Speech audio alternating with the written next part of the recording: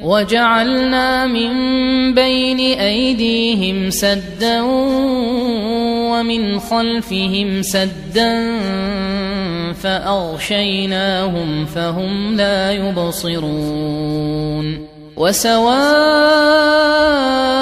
عليهم أأنذرتهم أم لم تنذرهم لا يؤمنون إنما تنذر من اتبع الذكر وخشي الرحمن بالغيب فبشره بمغفرة وأجر كريم. بسم الله الرحمن الرحيم. الحمد لله رب العالمين وبه نستعين على أمور الدنيا والدين والصلاة والسلام على رسول الله. Halaman ke-28 dari kitab 34 amalan penghapus dosa insyaallah. Ini kalau nggak salah pertemuan ke-9 atau 10 kali ya. Ana lupa. Ada kulihan. Tentang tarkus sunnah di sini, meninggalkan sunnah. Tapi perlu pemahaman penting di sini yang jangan sampai kita salah paham. Yang dimaksud sunnah di sini adalah manhaj yang sahih, yaitu Islam atau manhaj Al-Quran, As-Sunnah dan Ijma' umat yang dikenal luas dengan mazhab Ahlus-Sunnah wal Jamaah. Meninggalkan mazhab Ahlus-Sunnah wal Jamaah itu membuat amalan yang mengkafarat dosa itu enggak berfungsi. Ya. Yaitu suatu manhaj yang sungguh berbeda dengan manhaj yang dianut kalangan rasionalis dan kebatinan. Rasionalis ini lebih ke Mu'tazilah, kebatinan lebih ke Sufiyah atau semacamnya. Iya. Kita ini sebenarnya punya dua, intinya itu ada tiga. Imma rasionalis, imma Ahlus Sunnah wal Jamaah, pertengahan. Imma orang-orang tradisionalis. Ya, kok rasionalis itu pakai akal dan belagak modern gitu loh. Ya. Padahal sebenarnya rasionalis itu juga cerminan dari tradisionalis juga. Dan tradisionalis itu juga mereka berusaha pakai rasional mereka. Semuanya gitu. Inti dari semua kesesatan itu hawa nafsu pastinya. Rasional. Akal manusia. Makanya awal kesesatan itu kan iblis. Nah, iblis pertama kalinya dia sesat itu karena apa? Pakai rasio. Sekiranya iblis itu enggak pakai rasio, maksudnya sami'na wa ata'na, apapun yang ini enggak bakal kayak gitu. Jadi baik kalangan Mu'tazilah, liberal, kalangan kuburiyun, Sufiyun dan semacamnya, itu semua sebenarnya kembali ke mana? Kembali ke nalar, yang mana nalar itu sebenarnya kalau menjadi dalil telanjang, maksudnya telanjang akan nas, maka nalar itu pasti berlumuran dengan hawa nafsu, pasti itu. Dan intinya semua kayak gitu, semua kesesatan. Iya. Kalau Ahlus Sunnah wal Jamaah hawa nafsu ditahan. Karena ini dalil wahyu, hawa nafsu tahan. Ya. Baik, di sini berarti sunnah ini maksud bukan sunnah dalam artian lawan dari wajib, bukan. Ya. Orang kalau meninggalkan sunnah ya enggak dicela juga. Enggak dicela, kecuali kalau misalnya memang ada kesan meremehkan sunnah baru dicela. Ya, itu pun celaan duniawi. Adapun dosa akhirat itu wallahu a'lam. Itu kok sunnah mustahab. Meninggalkan sunnah adalah meninggalkan manhaj dan jalan yang ditempuh Nabi kita sallallahu alaihi wasallam serta manhaj para sahabat. Oh, berarti kita bermanhaj itu sesuatu yang asasi dalam hidup. Bukan sembarangan mempopulerkan nama saja. Bukan sekadar labelisasi saja. Ya. Maka ya mungkin aja seseorang terlihat labelnya salafi, tetapi isinya na'udzubillah gitu kan. Dan itu merebak sekarang, bukan berarti kita menuduh fulan atau fulan, enggak usah kayak gitu, tapi emang merebak sekarang. Ya. Pakai namanya manhaj salaf. Tapi masyaallah. Alhamdulillah wa iyana. Manhaj atau cara beragama, ya, manhaj atau cara beragama mereka biasa diistilahkan dengan manhaj Al-Quran, As-Sunnah, dan ijma' umat, atau manhaj An-Naql, atau yang populer di masyarakat bernama Aswaja. Tapi Aswaja bukan versi singkatan, ya, Ahlus Sunnah wal Jamaah. Tapi semoga Allah merahmati mereka juga. Ini adalah manhaj yang berbeda dengan cara pandang para pemuja akal dan ahli ilmu batin. Ya, tadi yang kita bilang, para pemuja akal lebih dekat ke rasional, yaitu seperti kaum Mu'tazilah, liberal. Liberal mengacunya pada Mu'tazilah. Iya. Kalau misalnya ahli ilmu batin, itu mereka yang berkaitan dengan misalnya tentang tazkiyatun nufus ala mereka. Orang-orang ilmu kebatinan itu sebenarnya kayak sekarang kejawen itu kebatinan itu. Iya. Makanya mereka cocok dengan sufiyah. Sangat cocok. Dan makanya orang-orang yang lebih condong ke sufi itu mereka sebenarnya punya akhlak dan punya keinginan untuk tazkiyatun nufus. Cuma sayang metodologinya dan asas-asas tazkiyatun nufusnya itu enggak ke tauhid. Kalau misalnya kita perhatikan, misal kitab Al-Fawaid atau Fawaidul Fawaid Ibnu Qayyim, Ighatsatul Lahfan Ibnu Qayyim, kitab Ad-Da'wa Dawa Ibnu Qayyim, dan kitab-kitab tazkiyatun nufus yang biasa kita pakai misalnya, pasti condongnya langsung ke tauhid dan mentahdzir dari bahaya syirik. Sebaliknya ke orang-orang sufiyah seperti itu, mereka memang berusaha untuk mentahdzib diri mereka, untuk merapikan jiwa mereka, untuk menjernihkan jiwa mereka, berkhalwat kepada Allah. Itu istilah-istilah kayak gitu, istilah-istilah sufiyah yang mana istilah tersebut istilah yang membuat kita tuh curiga, ini maunya apa kok kayak gini gitu. Membuat kita tuh merasa gharib. Ada apa dengan gini kok kayak gini? Khalwat, menyendiri bersama Allah dan sebagainya dari istilah-istilah itu. Tapi juga mereka sebenarnya enggak mengacu pada tauhidnya mereka. Mereka lebih fokus kepada ritual. Makanya terjadi banyak kebid'ahan.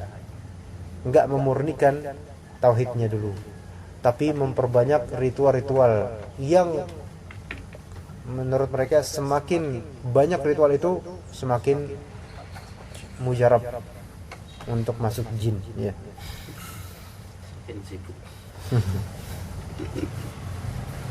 Dan mereka subhanallah, sebenarnya banyak orang baik itu secara akhlak bagus, tapi sayangnya begitu.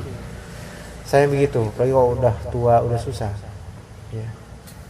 Waktu anak sama istri waktu ke Jawa, ke Gunung Merbabu, ya, ke kampung Boyolali gitu. Ini Gunung Merbabu di Salatiga. Di kaki gunungnya kan tempat dakwah dulu, di atas pesantren 8 kilo di atas lah.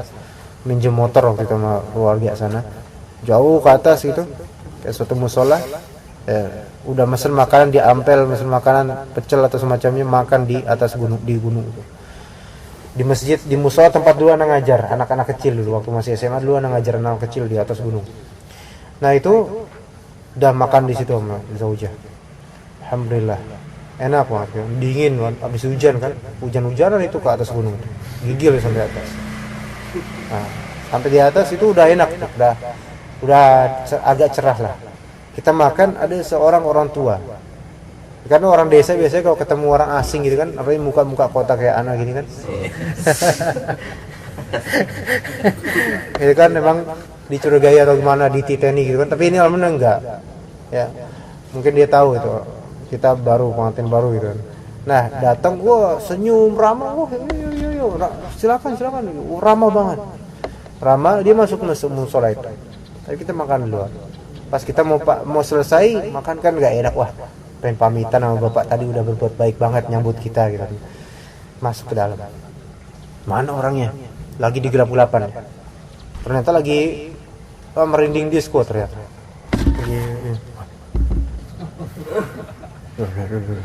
Ini sambil pakai apa namanya? Tasbih. Pak, maaf Pak. Enggak doleh sedikit pun, kayak enggak dengar. Pak, anak ini anaknya. Pak, mau pamit Pak. Mau pamit aja Pak. Ayo Pak. Tetep aja enggak ini. Makin lama horor ya. Hah? Makin lama horor. Mungkin makin horor jadi ya makin rasa wah, ini orang enggak bisa dicegah nih. Udah makomnya udah beda ini. Udah beda alam. Iya. Udah kayak gitu. Padahal orang itu baik gitu kan. Ya itulah. Apakah amalan ini menjadi kafarah? Enggak, malah menambah dosa itu, karena enggak ada syarat kayak gitu sampai gemeter gitu kan gitu. Dan memang sebagian orang sufi kayak gitu, sampai zikir sampai dia merasa mabuk akan Allah gitu kan istilah mereka. Ya, sayang banget kan. Allah Subhanahu wa taala berfirman, "Falyahdharil ladzina yukhalifuna an amrihi an tusibahum fitnah aw yusibahum adzabun alim." Maka hendaklah orang-orang yang yukhalif, menyelisihi an amrihi, dari perintah Rasulnya, yahdhar, takut apa? An tusibahum fitnah, mendapatkan cobaan. Kita ini sekarang kenapa ada musibah, kenapa ada fitnah bergejolak di mana-mana? Karena kita menyelisihi perintah Allah dan Rasulnya. Au yusibahum adzabun alim, atau ditimpa azab yang pedih ya. Bagi orang-orang seperti misalnya fitnah tentang pembunuhan ini, pembunuhan itu, perampokan dan begal dan sebagainya, itu fitnah semua. Kenapa? Kayak gini. Karena ini. Ya.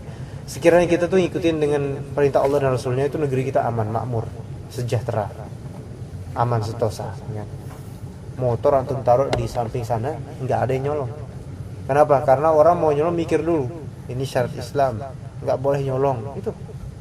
Ya, tapi sekarang karena emang kekurangan, krisis akidah dan krisis kepercayaan syariah sunnah, tauhidnya hilang. Rasulullah SAW bersabda, "Ala inni utitul kitaba wa mithlahu ma'ah." Ketahuilah, sungguh aku telah diberi Al-Quran dan sesuatu yang semisal itu As-Sunnah. Sumber ajaran Islam ya ini Al-Quran dan As-Sunnah. Maka siapa yang merasa tidak butuh terhadap As-Sunnah dan meninggalkan Al-Quran, sikap ini termasuk salah satu bentuk kekufuran. Kalau memang dia benar-benar merasa tidak butuh, nggak usah Al-Quran. Ya, mungkin kita ini melihat orang sholat ya sholat, tapi dia omongannya, kita nggak usah berani pakai Al-Quran, pakai As-Sunnah. Ini kalimat kufur. Walaupun kita nggak bisa langsung kita tuduh kufur, kafir nggak, tapi Allah Ta'ala maha tahu dan maha bijaksana dalam menghakimi nanti di akhirat. Ya. Orang yang memiliki keyakinan keliru seperti itu, amalan kebaikannya tidak akan diterima. yakni sampai dia mau ataupun rela beriman kepada dua nas itu, Al-Quran dan As-Sunnah. Sebagaimana dimaklumi hadis Ibnu Abbas sebelumnya menerangkan secara tidak langsung bahwa sikap meninggalkan sunnah ditafsirkan dengan istilah keluar dari jemaah. Dan maksudnya adalah keluar dari manhaj al-sunnah wal jemaah. Itu cara beragama kaum muslimin yang beriman kepada Al-Quran dan As-Sunnah. Demikian keyakinan al-sunnah wal jemaah.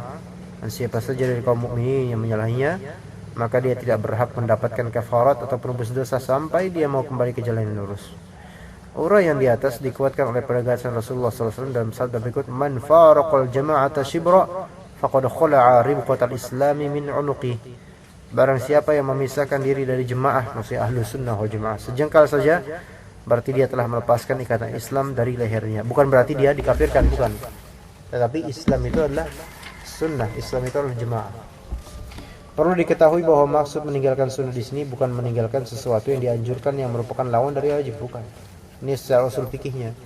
Akan tetapi maksud yang sebenarnya ialah mengabaikan sunnah secara menyeluruh atau merasa tidak lagi membutuhkan sunnah sebab sudah merasa cukup dengan Al-Quran. Nah, ini salah juga orang kayak gini.